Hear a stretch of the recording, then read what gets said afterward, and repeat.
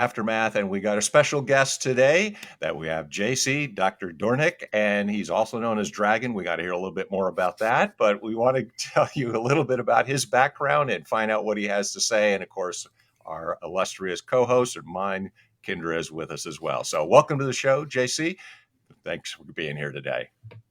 It's my pleasure. Nice to be with you. I always like to begin anytime I have the opportunity to share with a little bit of gratitude, and just recognizing in this moment that I just can't believe that I've somehow found a way to become a person that people want to hear talk. So it's just it's an interesting thing. I grew up most of my life as somebody that was told he talked too much, and somehow I just didn't think that was a good idea to listen. So I just became somebody that talked too much, which means I lived most of my life with my foot in my mouth. But somehow I've just managed to come to you today as somebody that's made a living out of that, speaking on stage in front of 15,000 people at times now. And my wife and I own an international coaching company, and, we're responsible for taking care of hundreds of thousands of people. Once again, me talking a lot. So just in this moment right now, I just want you to know how much I respect both of you and your show and the mission of this show. And it's an honor to be here. Thanks. So little background, is that what what we want? Absolutely. Tell us a little bit about your background. You bet. Okay. So I'll take a 51-year background and wrap it up in a cute little bow right now for you.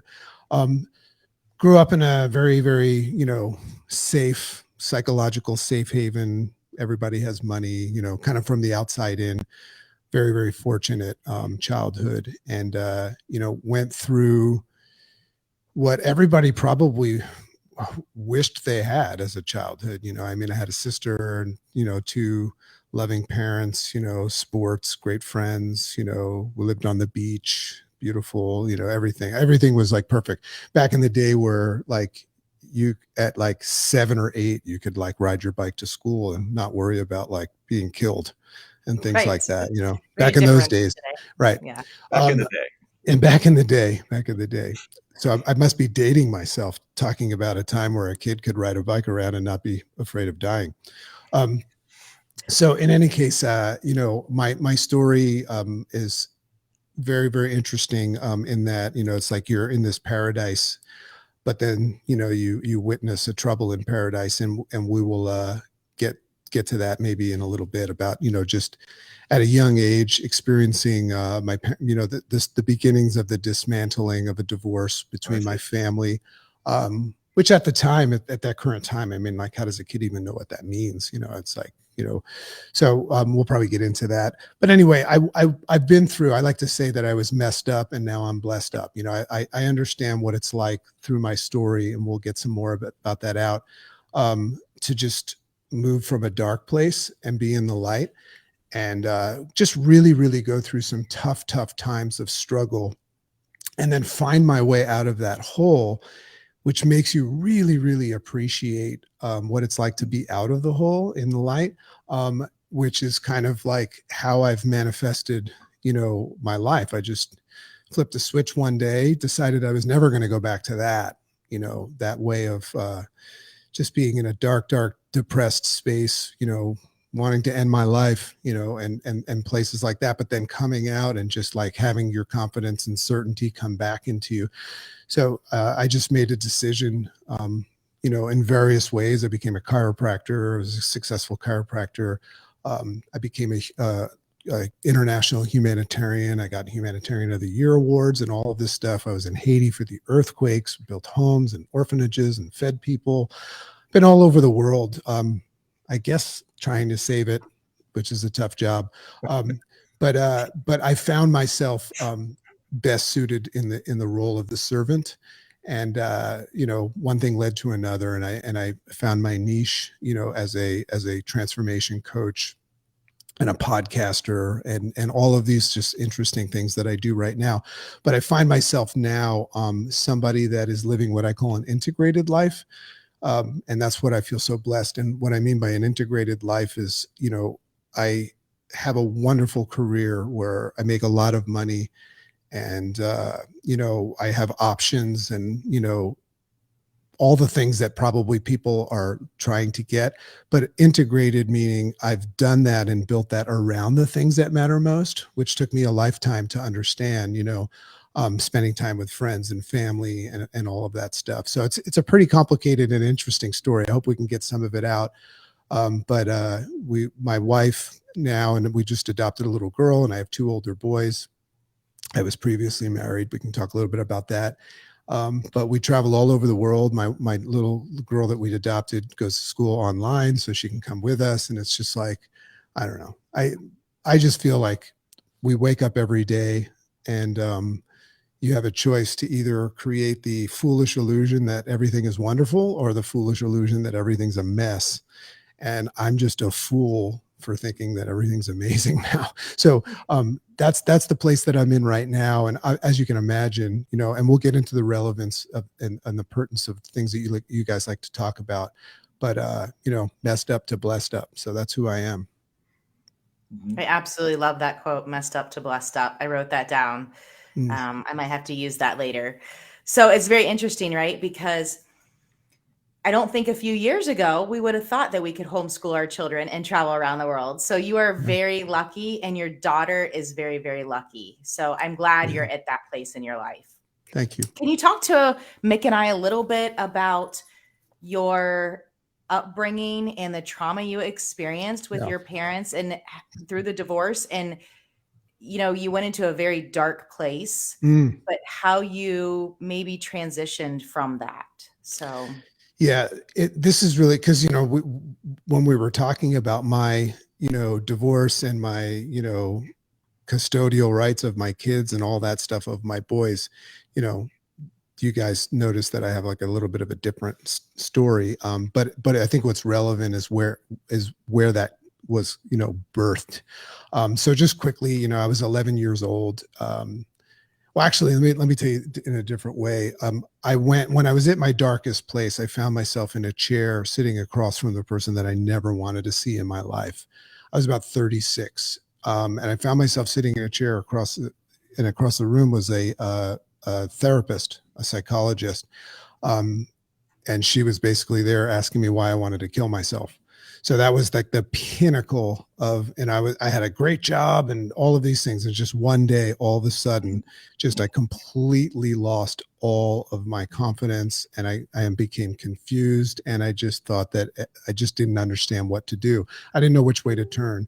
So I started talking about turning the lights out. So that's when people start to go, whoa, So thank God my mom was around in my life at the time, and she brought me to a therapist.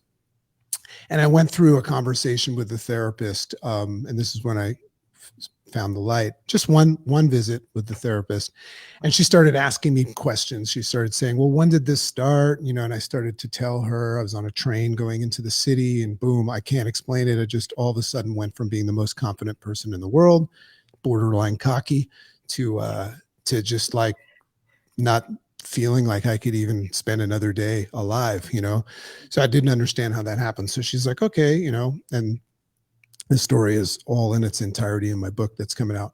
But so, we started to go down, and she started to ask more questions about it. And she, directed the questions kind of towards, well, what time of the year was it? And I said, it was July. And she says, well, is there any relevance of that? And I said, oh yeah, it's my birthday. And she goes, well, tell me about your birthday. And I go, oh, I hate my birthday. I don't like to talk about my birthday. I don't like when people give me presents, and I just hate my birthday. I just never wanted anybody to even know it was my birthday. And she was like, huh, that's interesting. She says, well, what's the relevance there? And I'm like, nothing. I just don't even like talking about it. So she bypassed that, and she says, well, tell me about your parents. And I said, oh, my parents, I never see my dad. My parents got divorced. And then boom, something happened in that moment. And this was her retracing with me. And this, I just it was the greatest thing that ever happened to me. I call it, I had a snap moment. And right there in that moment, it's just like, I refer to the visual of a crazy wall. It's like all these things happen in our lives, like a detective wall where they have the pins and the red yarn connecting all of the Right. things.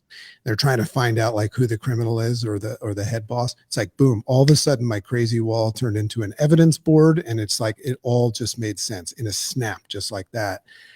And I just froze. And she was like, what's wrong? And I just realized when I was 36, it was the first time that I put this together, that when I was 11 years old, I walked into my house on my birthday and I was supposed to have like a bowling party and all of this fun stuff. And my friends were coming over in this perfect world that I lived in. Right.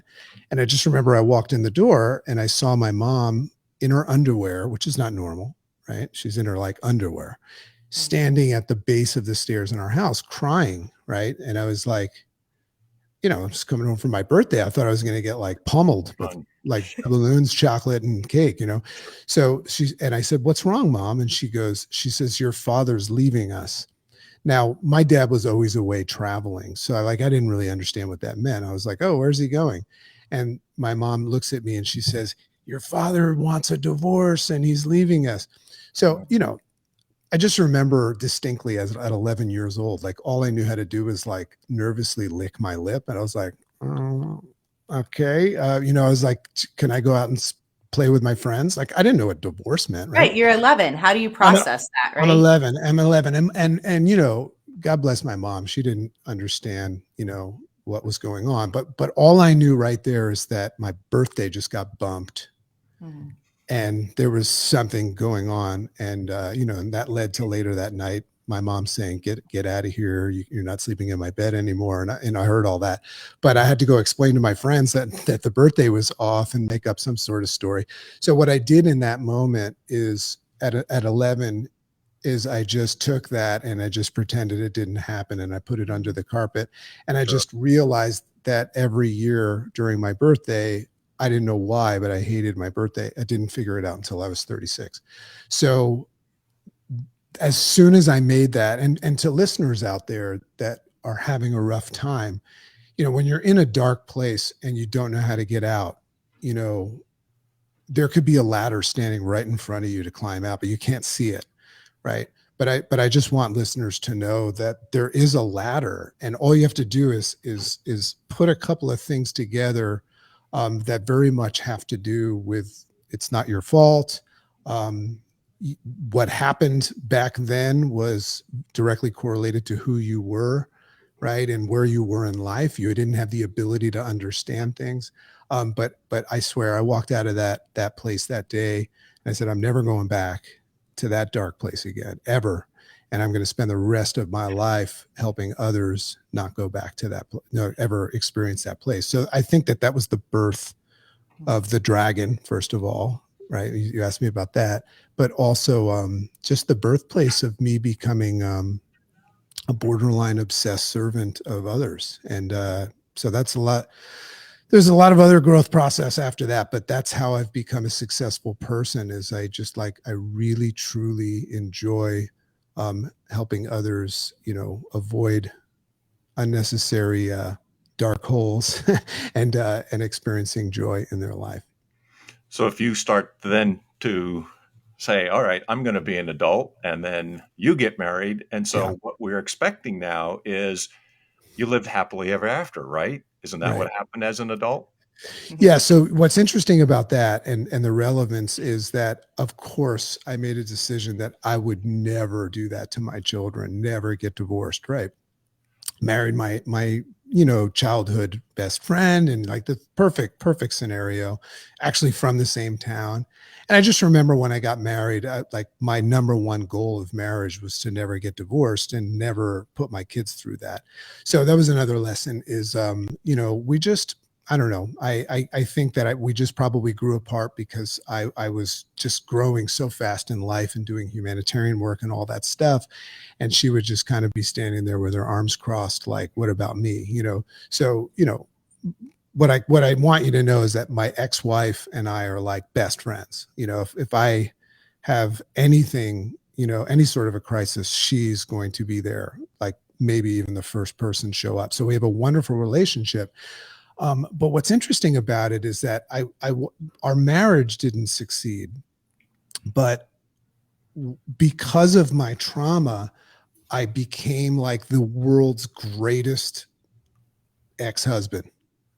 Like I was telling Kindra, like if you ever die and come back to life, you'd want to be my ex-wife. In many, many, many, many ways. So the trauma that I experienced, it didn't manifest as a good marriage, but what it did do is it made me take so many necessary steps to just completely position my ex-wife in the eyes of my children and in my eyes as just a massive, massive priority. I actually took way, way better care of my ex-wife after we got divorced than while I was married to her. So it's an interesting thing, because It is. I come to you now, I'm remarried, we have a daughter, we just adopted her and all that stuff. But the trauma that I went through as a child, watching my dad not do any of this stuff right with my mom. My mom was just like left to raise two kids, and my dad would go away for like a year at a time and come home and be like, hey, here's some gifts before I leave again, that kind of thing. So I know you guys talk about like custodial rights and stuff. It's like they didn't have to figure that out. He was never home, right? So my mom like just had us all the time.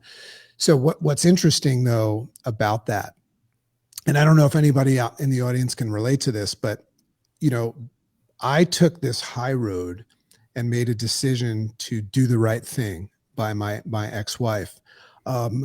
Gave her, and I started making a lot of money, so I paid her above and beyond what I had to pay.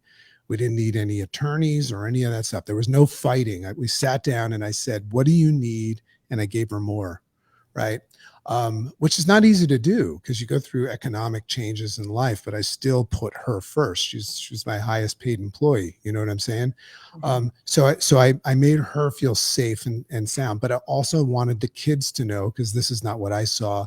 A couple of things. I wanted my kids to see that I was taking very good care of their mother, because I want my kids to grow up, be respecting their mom. Like I went through a phase where I blamed my mom for my parents' divorce. I didn't want that for my kids.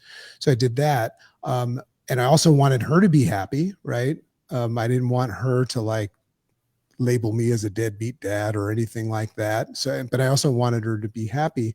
But I wanted my children, I would say now, just giving to you like live and raw right now, I think a big premise of it too is I didn't want my kids to have the post-divorce trauma that I had as a kid. So I wanted them to see that even though we were divorced, their mother came first. The downside of that is that I trained my boys to always choose her first. So we didn't really set up custodial rights. It was like we kind of did it the way that the kids wanted to do it. It was focused on the kids, as I think it should be. Because sometimes I think parents selfishly say, you go here now, you go there now, and they don't understand that these are just little kids. But I trained my kids to go more with their mom and understand what my role is. So I have a wonderful relationship with my kids. But as I was saying, I kind of like pushed my way out of a lot of time with my kids. I mean, I was just down the road, but my kids lived with her, and so I started losing the ability to like know what it was like to see them wake up all the time and all that stuff. So there's some trauma associated with that, but I feel very good about what I did, and I believe my boys now at 19 and 17 look at me differently than I look at my dad. I think they look at me with respect, and also I'm watching my boys highly respect women. Like when they date girls and stuff like that, that's what I think my biggest accomplishment is. That's huge. Thank you for sharing. And I was curious now, that might give some hints and tips actually to say be a good ex-husband and a person easier said than done. Yeah. I wonder if I hadn't had that, I wonder if I hadn't had that trauma, because like I didn't want anyone else to feel that way, namely my kids. I wonder if I hadn't gone through that, if I wouldn't have taken that so seriously. I could see, because there were moments where I was angry and like say, this is not fair. There were many, many moments like that. But the trauma that I went through as a kid was more powerful than my weaknesses in those moments. So I held back from starting an argument and going below the line of responsibility in my life. So, that's what's interesting. It's like, we really do learn from our trauma.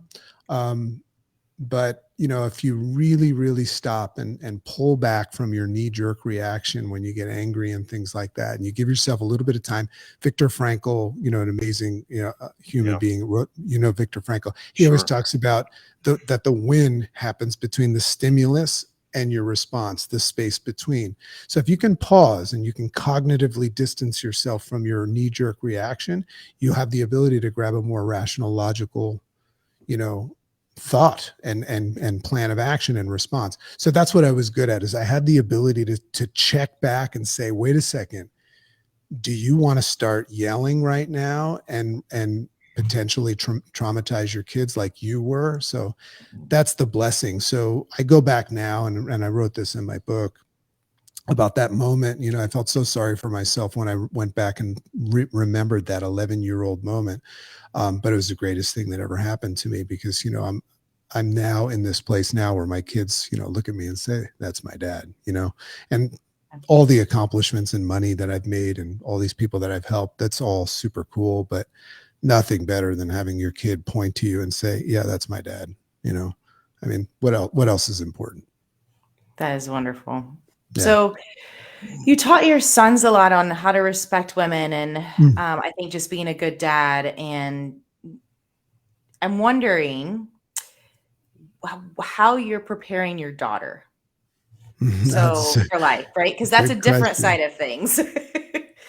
So first of all, you got to understand how this little girl came into my life, because the best part of all of this enlightened awakening and becoming a more conscious human being, and having the ability to like see things as they are, not as you've been programmed to see them. That's the biggest problem, is everybody has been like programmed by their mother, father, teacher, preacher, and their life experience in society. So of course they go off the handle, right?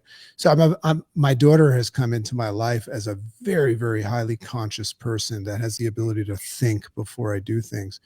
So first thing I realized, when I was in my single days, 7 years I was single, I dated a little bit, massive failures all over the place. But during those 7 years, I had this extremely vivid dream over and over again, 3-4 times a week, that I had a daughter. Same girl every dream, as a baby, as a toddler, walking her down the aisle, the same thing. So, and it was a pleasant dream. It was just an amazing dream. I felt like I had a daughter. Now, you don't go around telling people you're having pleasant dreams about a little girl, right? So it was like it was like my secret. But what's odd is, and I believe that I believe we do have control over manifesting our realities. I meet this girl on a dating app, and for whatever reason, I reach out to her, right? And we just hit it off immediately. And, we start going through the process of moving very fast. Like, it's like, boom, 7 years in waiting. And I finally found the girl, and just boom. And 2 weeks into the relationship, she says to me, she goes, listen, this is moving very fast. And by the way, you should know something about me. Like, these things happen to me all the time. Once you awaken and you start like really becoming conscious, there's all sorts of cool things happening. Most of the time we miss them. So she says, something you should know about me. And that is that my sister tragically died, a couple of years ago, and left behind a little girl, my niece. And I just want you to know I come with a daughter. So of course I was like, whoa, like when I heard that, I kind of got cold and clammy. So I said, can I see a picture of her? And hand to God, it's the girl I've been dreaming of. So this is my dream child. And you can believe that or not, which is irrelevant. Gives me chills. Yeah, it should actually freak the heck out of you, because it's true. Yeah. And even crazier than that, when I finally met her, she kind of felt the same thing. So anyway, that was a long time ago. So this little girl that, you know, my wife and I pre-COVID started the adoption process. What a mess that is. She's right behind this wall here. You know, she is just the greatest thing that's happened to me, but she's a daughter. I never had a daughter, but it's a different kind of a love, a dad and a daughter, you know. And I saw my dad and my daughter, but he was never around. I mean, my sister, but he was never around. So I didn't have a lot of, so, you know, I just feel like my role with her as the person I've become is to show her what a man is and how she should be treated and things like that. And I'm not always easy on her. But, you know, I just wanted to show her what unconditional love is. And, you know, she watches me hold the door for her mom and, you know, and just really, really show up, unlike my dad did. So it's kind of like the same thing, but I'm just now playing the role for a daughter, and her and my sons are like great friends. And of course they're her protectors and stuff, you know? So yeah, it's an amazing experience. Oh my God, she's amazing. That's wonderful. How did you, I'm just curious, this popped in my head as you're talking. How did you become such a great man when you did not have a great role model per se? You know, there's a quote that says, God only prunes the branches he wants to see grow. You know, I've got pruned, you know, I mean, I got beat down in life, emotionally, financially, physically. And I just somehow learned from it all. You know, it's like, I think I would say that I just became very, very humbled. I was a very cocky, overly confident person going the wrong way. 50% of the people that knew me probably hated me, and the other 50% just tolerated me. Right. So I remember this moment, one of my mentors, this was a pivotal moment, and there's a lesson in it. I hired this guy, like a life coach. His name is Larry Markson. And I hired him just to help me with my business success and all of that stuff. And he was a very good public speaker, and I was starting to get some big gigs, and I wanted him to teach me how to be cooler, you know, and very, very unhealthy, cocky time of my life. And for anybody that's like that, you will hit a wall. And my wall his name was Larry. So he said to me one day, he goes, let me ask you a question. He goes, what do you think people think about you? And I was like, so, you know, cocky me came out, and I'm like, 50% of them like me, 50% of them don't. And he goes, well, what do you think about the people that don't? And, you know, I don't want to swear on your show, but I used an F word, and I said, F them. Right. So that's who I used to be. And he goes, that's what I thought you'd say. And then the next question he says, what's more important to you, JC, to be right or kind? And that was the moment that I realized that all I ever wanted to do.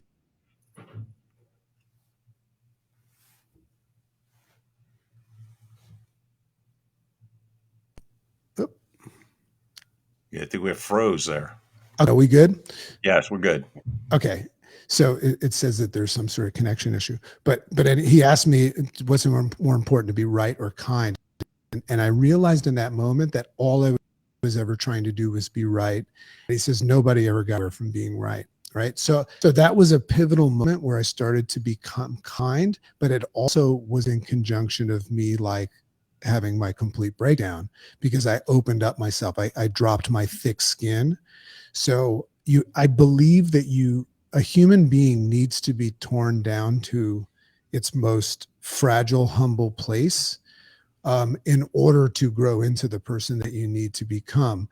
So what I teach people, it's kind of like the obstacle is the way, you know, embrace the suck.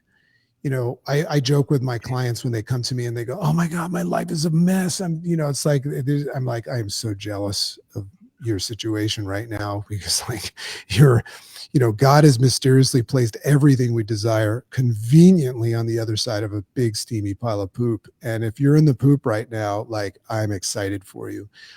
If you push through, but if you run from it and stay safe, I think you're going to struggle for the rest of your life. So if people are struggling right now, whether it's with custodial rights or any of those things, it's most likely you just running your old program and, doing what you've been taught to do. It's a bunch of crap, right? You know what the right thing to do is, and you might need to work on things, but like everybody knows what the right thing to do is. But if you're running your program, and that's why we don't watch TV and we don't watch the news and all that stuff. We don't consume anything that can change our minds for the worse. There's just this wonderful, clear place where you start to enjoy your days, recognizing you don't even know if you have your next. Why would you waste time today just like reacting to things the wrong way, It's one thing we haven't said anything about, but it's almost too obvious. It's part of your name, and also your wife has a nickname also. So I'm like, what has all this got to do with the animals and dragons and all this stuff? Yeah, and then we call our daughter Ducky as well. So I'm Dragon, my wife is Chicken, and then our daughter's Ducky. But says she doesn't want that anymore. She just wants her regular name. But so my wife and I, when we were in those early phases, we used to communicate with each other using those little emojis, and she just was so good at being the chicken. So that's how she got Chicken. Dragon is a little bit more complicated because I always assimilate during these dark times in my life. And this is when my friends call me, we always talk about, because I've taught them this, we always talk about what dragons have you been slaying lately? So I always had this vision of the fire breathing dragon as, a symbol of going through tough times. Like I was always, look at the dragon and say, oh, the dragons are swooping right now. So the first thing I became was a dragon slayer. But then what's interesting about the whole concept of the monster in the closet, or the scary clown under your bed, right? Those are things that you make up in your mind, right? You can go into the closet, open it, turn on the light, and there's not there. But as soon as you close the door, it's there again. So the only way that you can actually get past some of your fears is to get as close to them and embody them. So the reason why I became the dragon is because I decided to become my biggest fear and move in with the dragon. And like in Avatar, when they bond with those flying dragons, I bonded with the dragon. So when you hear me talk about myself as the dragon, that's my way of saying I took everything that I ran from and I was afraid of and just brought it in, let it be my roommate. So the dragon is the manifestation of me not just breaking through, but not foolishly thinking that I've gotten rid of something in my life. I take it with me and I use it as my strength. It's odd that you mention it. It's odd that you're saying it because I say something similar when people ask me, how's your day? I say, I'm slaying dragons. There you go, man. I get it, because here I'm doing this stuff and I'm just trying to get through the day. And I also do it.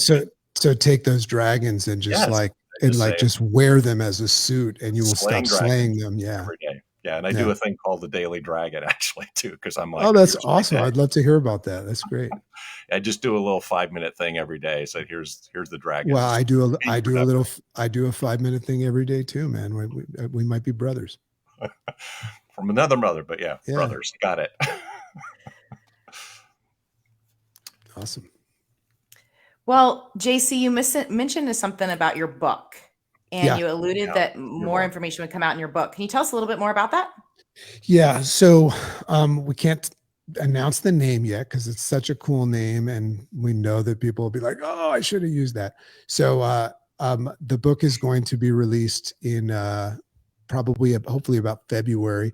And what the book is, it's basically my journey of a lot of the stuff that I've talked about, but my journey and these 10 different instances that I experienced where I grabbed these gold nuggets and these signs and these insights that progressively, transformed and woke me up to becoming a more conscious human being.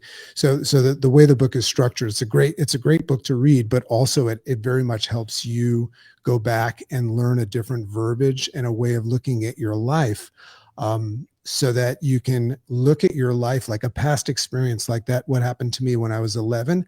When that happened to me, I was 11. I had no experience. I had no ability to understand what had happened.